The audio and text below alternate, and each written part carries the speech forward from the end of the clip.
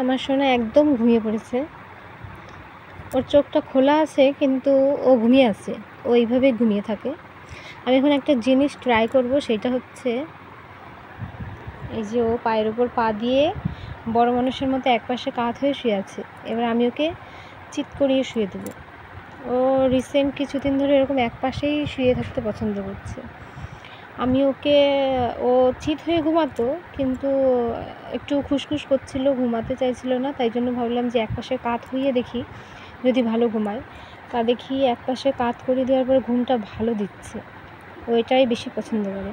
তা আজকে আমি দেখবো যে ওকে চিৎ করিয়ে দেওয়ার পরে ও ওইভাবে ঘুমায় কিনা। দেখি সোনা,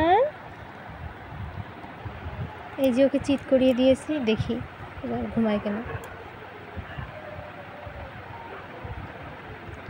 ওর একটা খুব ভালো লক্ষণ আছে, সেটা হচ্ছে ওর এই যে পায়ের এটাকে কি বলে, দাপনা না যাই হোক, থাই যাই হোক, এইখানে এরকম করে আস্তে আস্তে আস্তে আস্তে হাত থাবড়িয়ে দিলে ও ঘুমিয়ে পড়ে। টিকটিকিতেও টিকটিক টিকটিক বললো, অনেক তাড়াতাড়ি ঘুমিয়ে পড়ে। কিন্তু আজকে একটু আমার খেতে লেট হয়ে গেল, তাই ওরও খেতে লেট হয়ে গেল, তাই ঘুমাতেও লেট হয়ে গেল। ওর ঘুমের টাইম 10:30 থেকে 11টা, 10:30টাই ওর টাইম। মনে হচ্ছে ঘুমাবে, একদম ঘুমিয়ে কাদা হয়ে আছে, একপাশে সরতে পারে এইরকম করে ঘুমাতে ঘুমাতে।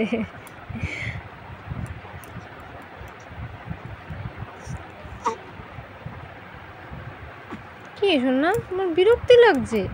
তুমি একপাশে ঘুমাবা, একপাশে ঘুমাবা।